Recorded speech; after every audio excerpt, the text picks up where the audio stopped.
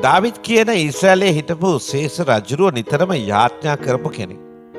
ඕ රජ වුණත් මේ එක එක දේවල් කෙරෙහි විශ්වාස කරනවා වෙනුවට ඔහුගේ ජීවිතයේ අවශ්‍යතා ගැන හැම වෙලාවෙම යාඥා කරපු කෙනෙක්. දැන් අද මේ යාඥා විවේචනය වෙනවනේ. ක්‍රීඩාවට යාඥාවෙන් උදව් ඉල්ලුවොත් ඒක ප්‍රශ්නයක්. ඒ වගේම අවශ්‍යතාවලට යාඥා කරගත්තා කිව්වොත් ඒක ප්‍රශ්නයක්. රෝගයේදී යාඥා කරගන්න ගිහිල්ලා මොන හරි වුණා කියලා ප්‍රශ්න අදිනවා. හැබැයි ඔය ඊශ්‍රායලයේ හිටපු මේ ශේෂ රජුරෝ තමන්ගේ සියලු දේවල්දී යාඥා කර පිහිටිල්ලුවා.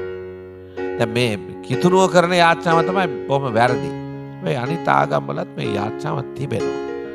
ප්‍රිය දරුවනේ ඒක නෙමෙයි මගේ ප්‍රශ්නේ. යාඥාව එච්චර වැදගත්ද කියන එකයි.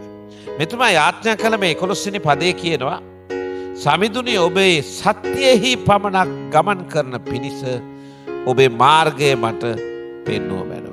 මේ යාඥා කළ මේ රජුරෝ ඉල්ලනවා අනේ දෙවියන් වහන්සේ මේ ඔබ තුල ඇති සත්‍ය තුල පමණක් මා ගෙනියන්න. සමිඳුනි ඔබේ සත්‍යෙහි පමණක් ගමන් කරන පිණිස ඔබේ මාර්ගයම මට පෙන්වුව මැනව. දැන් රජුරෝ කියනවා අනේ ස්වාමිනී ඔබගේ සත්‍යෙහි ගමන් කරන පිණිස ඔබගේ මාර්ග මට පෙන්වන්න. ඇයි රජෙකුට බොහෝ මාර්ග යන්න හිතෙනවා. තීරණ ගන්න හිතෙනවා. රට ගැන ජනයා ගැන යහපත පිණිස බොහෝ තීරණ ගන්න යනවා. නමුත් අන්තිමට ඒවා කරදර ගොඩකට පැටලෙන හේතු වෙන්න පුළුවන්. වරක් තමාට හොඳව තීරණ ගත්ත තීරණ පසුව ජනයාගේම ජීවිත හානියට හේතු වෙච්ච අවස්ථා තියෙනවා. ප්‍රිය දරුවනි දේශපාලකයන් මේ ගැන හරි ප්‍රවේශම් වෙන්න ඕන. දැන් Tamanට හොඳව පේන දේ සමහරට මුළු රටේම අගතියට හේතු වෙයි. දැන් කෑගල කෑලගෙන අපිට පුළුවන් අපිව පත් කරගන්න. ඔය කියන අය තමුන්ගේ සත්‍ය පස්සේ යන්නේ. තමුන්ට හිතන දේ පස්සේ. හැබැයි මේ හිටපු මේ ශ්‍රේෂ්ඨ රජුරෝ නම් යාඥාවෙන් ඉල්ලුවේ අනේ දෙවියනි ඔබගේ සත්‍ය මාර්ග තුල මාව ගෙනියන්න. මේකෙන් පිට මට යන්න ඕනේ නැහැ. උන්වහන්සේ තමයි හෙට දාන්නේ. උන්වහන්සේ තමයි ලබන මාසේ දාන්නේ. උන්වහන්සේ තමයි සියලු කාලවල දාන්නේ. උන්වහන්සේගේ අතේ තමයි සියල්ල.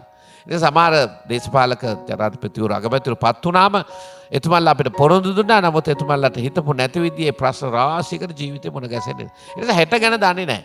අනේ මගේ සහෝදරයා සහෝදරිය ඔබටත් මම මේක මතක් කරනවා.